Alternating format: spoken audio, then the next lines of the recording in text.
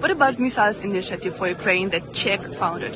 Should be transparent, and if there is the war, nobody should make money because of the war. It should be organized by NATO. Will you support the Ukraine's accession to the EU? To the EU and NATO? But you are not prepared for EU. We have to end the war first, and we will, of course, we can cooperate with Ukraine, but we are not ready for EU. While we are in a serious economic crisis as Europeans, we would need every penny. We have spent 175, 180 billion euros so far, and every year we would have to spend 40, 50, 60 billion euros again and again, so we don't have any money. So this strategy has no rational basis, nor does it have a financial basis. We are unable to finance this war while we want to defeat the enemy so that we can continue to survive with money and economic power like him. This is all a delibab, an illusion. It will collapse, and it will have serious consequences. This is my video update on this Sunday afternoon, October the 5th, coming to you from Moscow. Let's talk about some news. And the big news for today is the elections in the Czech Republic, where we saw a very strong showing from Mr. CZECH Babiš from the ANO party. And they took first place in the parliamentary elections with around 34-35%. A very strong showing for Babiš, who is a billionaire, but also someone who has held the post of prime minister in the past, and who is very much aligned with Orban. So good news for the Orban-Fico coalition. Bad news for the globalists and Ursula. Bad news for Zelensky, because Babiš is not so hot on Project Ukraine. He's also not so hot on Czechia spending all of that money to fund Project Ukraine and to manufacture ammunition and weapons for Project Ukraine. Bad news if you're the Green Goblin. Bad news if you're Ursula von der Leyen. Yeah, Babiš's party is the ANO, the Yes Party, captured 35% of the vote. It's going to have to form a coalition, but still a very strong showing for Babiš. Orban was the first person the first leader to congratulate Babiš on his victory. They're very close, Orban and Babiš. Very, very much aligned, those two. Can you imagine what things would have been like if there were fair elections in Romania and Iorgescu was allowed to win, and Ursula and the EU did not meddle in the Romanian elections with their BS TikTok story? You would have had Orban, Babiš, Fico, and Iorgescu. And who knows, Austria could also be tilting towards this new bloc that is forming in the European Union. Babiš also said in an interview after the results and after the election win, which was conceded by the former ruling party. They conceded to Babiš's victory, but he said that Ukraine is not ready to enter the European Union. He's right about that. He's absolutely right about that, whether you're pro-Ukraine or anti-Ukraine, pro-EU, anti-EU, or somewhere in the middle. The fact is that Ukraine, if you go by EU's requirements, is absolutely in no position to enter the European Union. But anyway, that is what Babiš said during a post-election interview. So big news coming from the Czech Republic. Is this earth-shattering news? Does this mean that the EU is done? Is Ursula cooked? No. This is not like what would happen if the AfD were to win the elections in Germany, or Le Pen winning the elections in France. But still, it's important. It's the Orban wing of the European Union chipping away at Ursula's globalist wing of the European Union. So that's what's going on in Czechia. The big parliamentary victory for Mr. Babiš. And we had local elections in Georgia. And Georgia Dream, they swept these local elections. But there was some protesting going on. I've seen the videos and the images of the protesting that took place in Georgia, mostly in Tbilisi. I believe only in Tbilisi, the capital of Georgia. Pro-EU, pro-Project Ukraine, NATO protesters. And they took to the streets. The images and the videos that I've seen, I would say maybe 1,000 people, a couple thousand people took to the streets. Not huge protests, and they were wearing the V for Vendetta masks, right? They were wearing those masks and carrying with them EU flags and Project Ukraine flags and Georgian flags.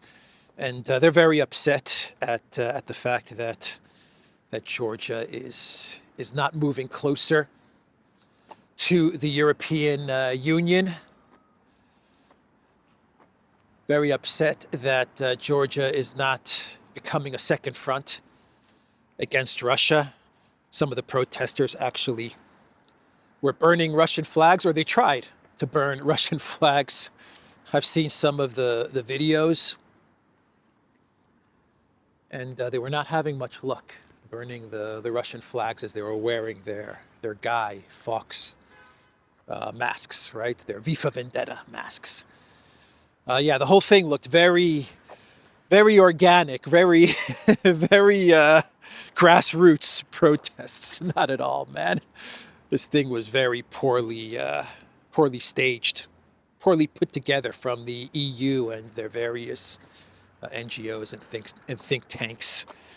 The U.S. does just very sophisticated regime change, operation protests, and color revolutions, and they've got Victoria Nuland out there passing out cookies and cake and ice cream and making phone calls to Payet and stuff like that. But the EU, even though they have the backing, the support, the money from the U.S. deep state and the U.S. NGOs, they're just not so good at running the color revolutions and the regime change protests. I don't know what this is, to be quite honest. I have no idea. There's nothing to tell me what I'm looking at. There's no. I think there's a sign up there actually, which says what this is. But it's nice. It's beautiful. Very clean. Very well kept. Nice seating area. I like it. I like it a lot. So yeah, the protests did not lead to anything, any election changes or anything like that. They didn't take. The protests did not take. They did not get any bigger. Actually, the authorities were able to disperse the crowds. And the Georgia Dream party, the leadership in the government, actually said that they know who everybody is, and they're going to find them, and they're going to deal with them. And they actually hinted at foreign interference. I mean, I've read analysis and articles which claim that France is playing a big role in trying to disrupt Georgia Dream, and they tried to disrupt these local elections. Foreign agents in Georgia will be completely neutralized following today's riots, said Irakli Kobkhabidze. The protesters who tried to storm the presidential palace committed a criminal offense, said the chairman of the Georgian government.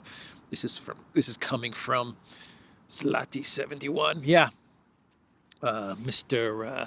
Irakli, very Greek name, Irakli Kobkhabidze, the leader of the Georgia Dream Party. He said they're going to deal with these guys, but a lot of reports and analysis, obviously I cannot confirm this, is pointing at Mr. Macron, France, and little Napoleon, which would make sense because the former president of Georgia was or is a French citizen, right? Zura Bichvili. I think she's in Paris or in France right now. But anyway, Georgia Dream, they swept the local elections, and a few thousand people are very upset at the fact that the Georgian economy is doing so well. In 2023, the Georgian economy experienced 7.8% growth, and in 2024, 9.4% growth. And so the protesters are very upset. They want a future in the European Union where you experience negative 7.8% growth. Zero growth, where you experience zero growth, you deindustrialize, you go into a recession, and you're ruled by a bunch of unelected technocrats in Brussels. That's what the protesters want, right? Freedom to be ruled by Kaya Kallas and Ursula, with 0% growth, deindustrialization, and perhaps becoming a second front in this globalist war, this EU project against Russia, right? That's what the protesters want. Anyway, Vučić of Serbia, he is saying that everyone is preparing for war. The only question is on whose side each one stands. We would like to avoid wars and conflicts, but I'm afraid that no one wants to listen anymore. Everyone is truly and seriously preparing for war. That is what Vučić said in an interview, a statement yesterday. Whose side are you on is what Vučić is asking. Everyone is preparing for war. The question is, whose side are you on? Whose side are you on, Vučić? That's the question that he's asking. That's the question that he's going to need to answer. Anyway, interesting statement from Mr. Vučić. So yesterday there was a massive Russian missile and drone strike in Ukraine. We're talking 700 drones and something like 50 missiles. Just a massive strike into Ukraine. 50 cruise missiles.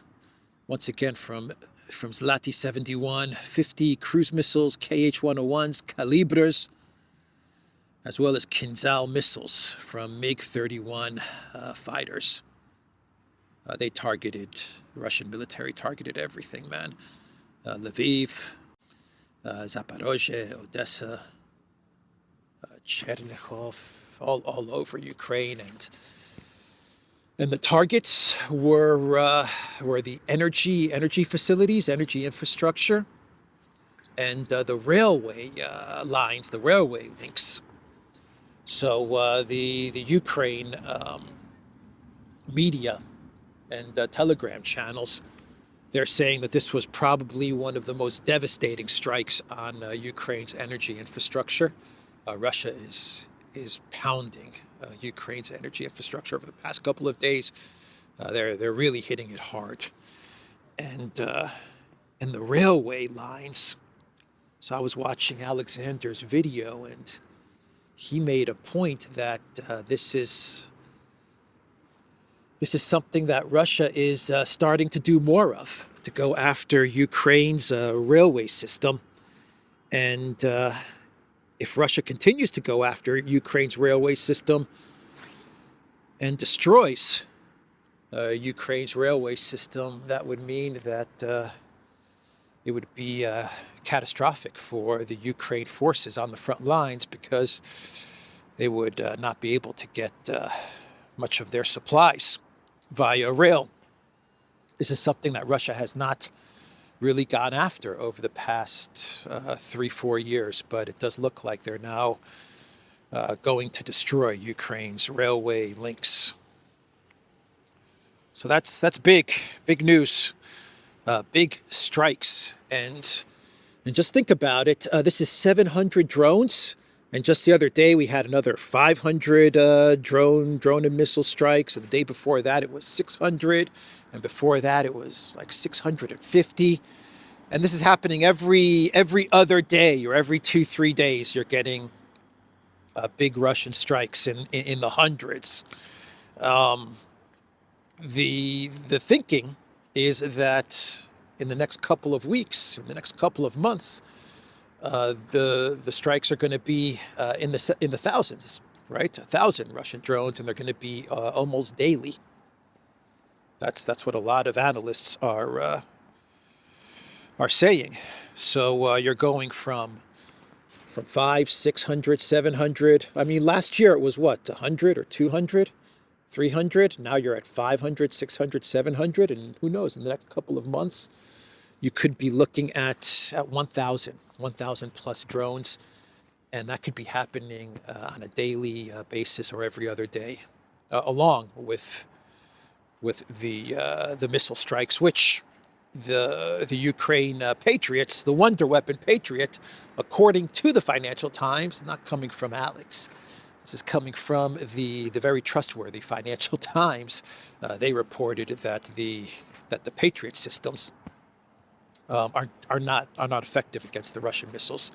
That Russia has tweaked their missiles, and the U.S. Patriots Wonder Weapon is not able to knock down the Russian missiles. So that's the situation on the front lines in the conflict in Ukraine. And Putin, he was interviewed briefly by his favorite journalist, Mr. Pavel Zarubin, and he was asked once again about the Tomahawks, U.S. Tomahawks going to Ukraine. And Putin repeated something that he said during his Valdai interview, his statements at Valdai, which is that if there are indeed deliveries of Tomahawk missiles to Ukraine, this would mean that the United States would be firing the missiles into Russia, and this would be the United States attacking the Russian Federation. And he said if this was to happen, then all diplomatic progress, all communication, negotiations, normalization would be over. So he said this at Valdai, and he said it again to Mr. Zarubin. You see, a lot of people now are coming to see this area. See? Now it's getting attention, this spot. We brought the crowds. We brought the crowds to this very beautiful area, which I have to find out what this is. We have to find out what this is. So let's go see if we can find out what we're looking at. So anyway, that was Putin's statement. I think this doesn't only mean Tomahawks. I mean, now it's about Tomahawks, but I imagine this would mean any long-range missile that is delivered to Project Ukraine and is going to be fired by the collective West, right? By the U.S. or Germany or whatever. This would mean the same. It would be the same for Tomahawks, for Taurus, for Barracudas. Russia, the Russian military, they understand that whatever type of long-range missiles are delivered to Project Ukraine, they would be fired by NATO, U.S., German military personnel. So I go back to the Taurus missiles. The Trump administration, I can see them green-lighting the Taurus missiles. That way they can put all the blame on Germany, right? They can say that it's Germany that's giving the missiles. It's German military that's firing the missiles. It's not the U.S. We're not involved in any of this. So at least let's not break off negotiations. I could see the Trump administration doing something like that, which is why we're getting news that they're moving away from supplying the Tomahawks to Ukraine. Anyway, let's talk about Trump and his Gaza plan, because things are moving forward. Today and tomorrow, there will be talks on hostage and prisoner exchanges. Trump posted on Truth Social, after negotiations, Israel has agreed to the initial withdrawal line, which we have shown to and shared with Hamas. When Hamas confirms the ceasefire will be immediately effective, the hostages and prisoner exchange will begin, and we will create the conditions for the next phase of withdrawal, which will bring us close to the end of this 3,000-year catastrophe. Thank you for your attention to this matter, and stay tuned. Stay tuned in all caps. 3,000-year catastrophe in all caps, immediately in all caps. And he included in this post a map of the withdrawal line. The withdrawal line that Israel has agreed to withdraw to go back to, as they meet today and tomorrow to discuss hostage and prisoner exchanges. Is the line from where the Gaza City operation began. So that's where they're withdrawing to that line where the military Gaza City operation was launched from. So that's the withdrawal line that Trump is talking about, and that the Israeli military has moved back to. And so today in Egypt, there will be negotiations on hostages and on prisoners.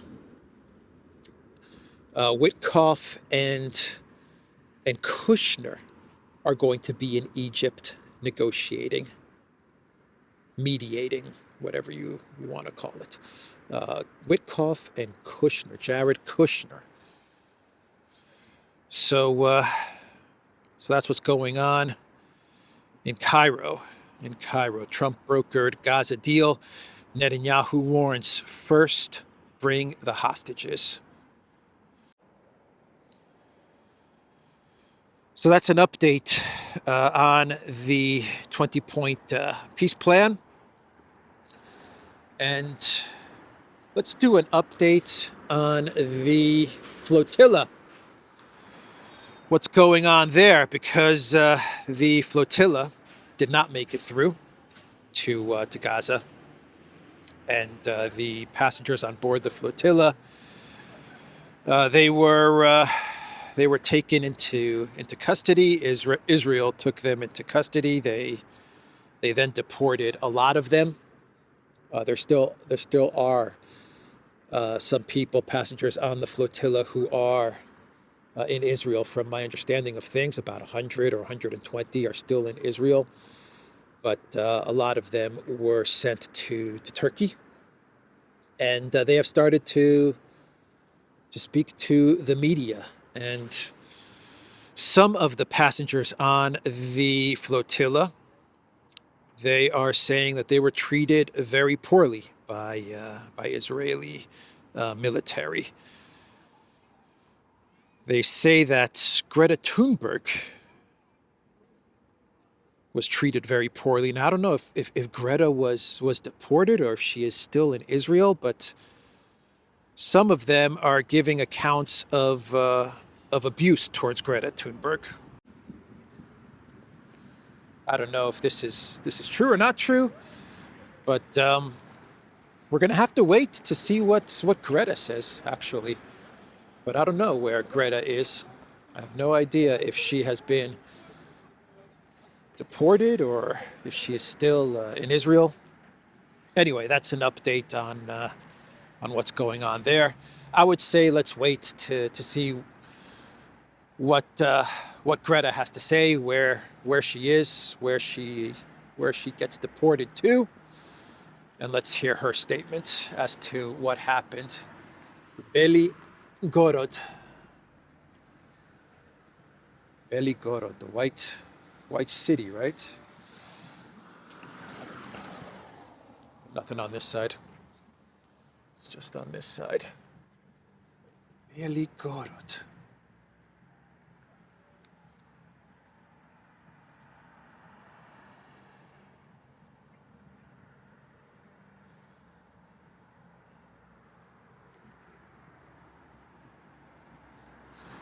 Here we go, in English.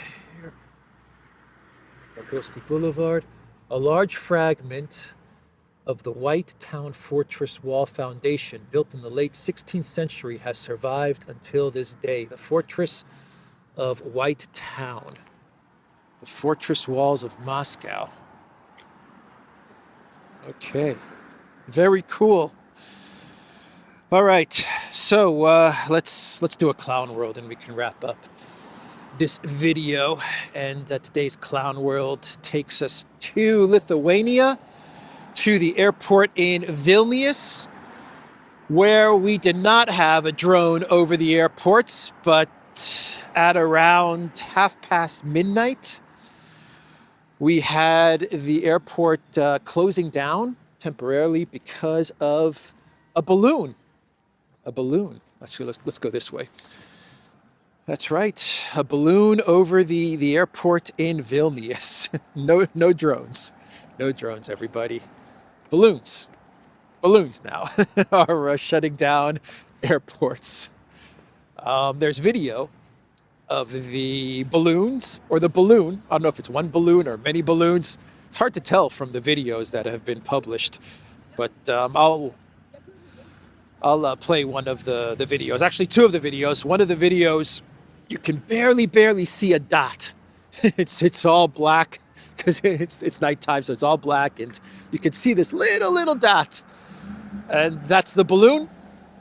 And there's another video where everything's in blue sky. I don't know. The video is blued out or something, blue screen, and then you can see the white dot of the balloon. So I'll play those videos. And I will end this video. So there you have it. Balloons now. Are these Chinese balloons? I don't know. Are these Russian balloons? Are these birthday balloons? I don't know.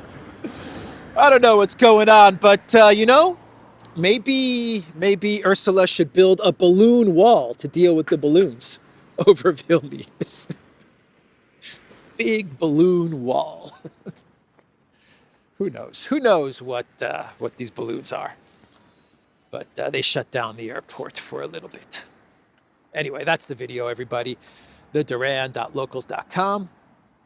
We are on Rumble and Telegram and X, and go to the Duran shop, pick up some merch like what I'm wearing in this video update, and enjoy the videos of the balloons over Vilnius airport. Subscribe to this channel, guys. Subscribe and like this video. Please like this video. Take care, everybody.